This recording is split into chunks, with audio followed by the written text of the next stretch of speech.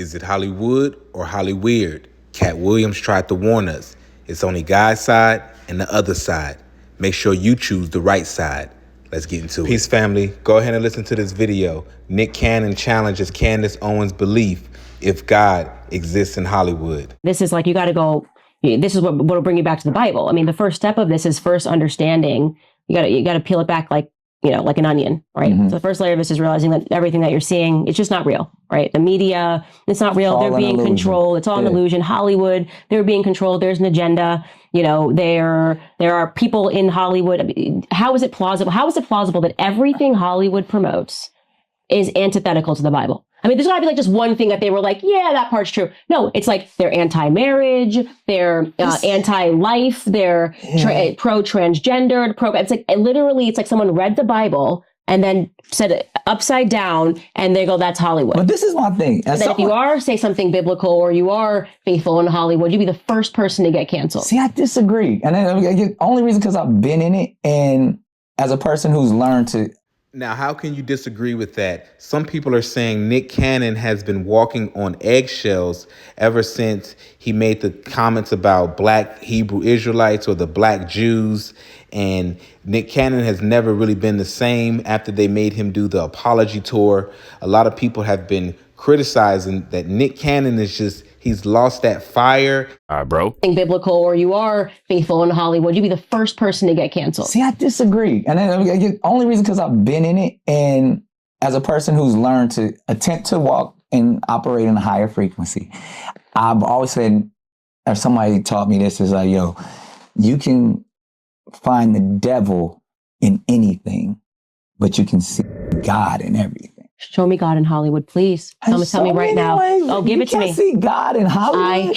I literally see. You can't. So you've never tell me there's never been a film that has touched your soul so much that it actually enlightened you and inspired you. Well, what you're give me an example, because then if you Forrest Gump. Let me give you, Yeah, I think Nick Cannon is a little nervous and he's just really trying not to get canceled.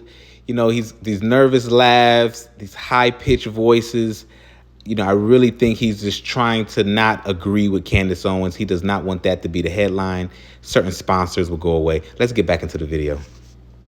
Hollywood exists to make you believe that what you're watching. It's the land of make-believe. Yeah, it is a land of make-believe. But the problem is that people then think that that is real.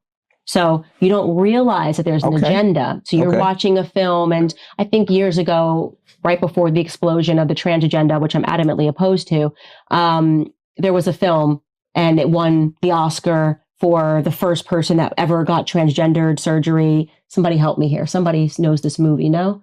None of y'all saw it. Yeah. I didn't watch it either. Anyways, it won an Oscar and the guy who played the girl or the girl who played the guy came on stage and did this whole speech. Literally right after, it was just transgender everywhere. But that's a beautiful story. It's not a beautiful story because this is the problem.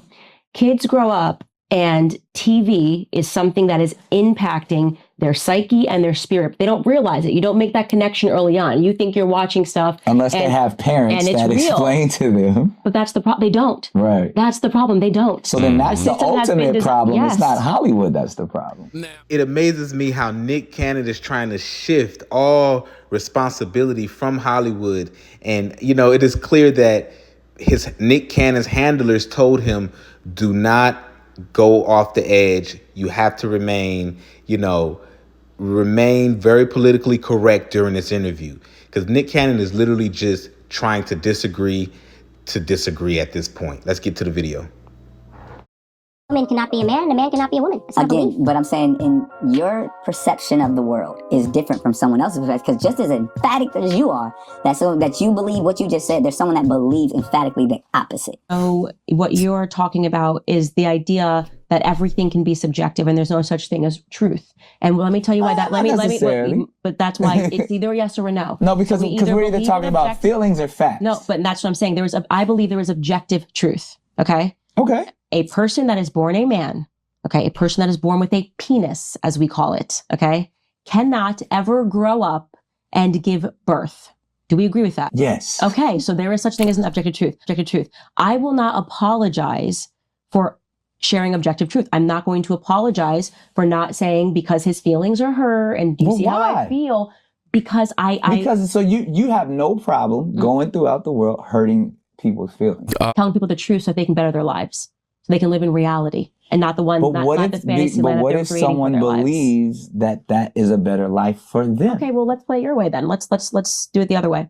There are a group of people who are now referring to themselves as minor attracted people. Oh, I knew you was going. Can't go there. Hey, but that's what they believe. They believe that they are in love and want to have sex with children. They believe that, Nick. They believe it. And are you going to apologize when you call them pedophiles? Are you going to apologize, Nick? Are you going to have them on your podcast? Don't you understand how they feel on the inside when you say that they can't have sex with adults? She hit him with the fatal fatality right there. This is the moment she just took his soul at this moment of the interview. Fatal fatality. The truth. I'm very happy to be those. Point. It is the slippery slope is not a fallacy. It is reality. We are living the slippery slope. So somebody's going to have to. Got Nick Cannon looking like a sad puppy talking about hands on his chin, defeated. Slope is not a fallacy. It is reality. We are living the slippery slope. So somebody's going to have to produce the wall. So there's going to be a lot of voices that need to be objective and tell people the truth. I'm very happy to be those voices. If you're looking for me to, make you feel good, I can't be your mommy. I can't. That's why I tell you, I can't be your mommy. But see, that's what I was saying. It's I'm not your mommy. You're not a toddler. You're an adult. Then you're going to have a very tough life, way tougher than having to listen to Candace Owens say, you are a man on the internet.